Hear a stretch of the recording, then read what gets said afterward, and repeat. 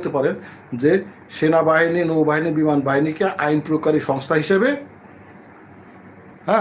police বাহিনীর সাথে নির্বাচনকালীন সময়ের জন্য ঢুকিয়ে নেওয়া হচ্ছে এবং এরা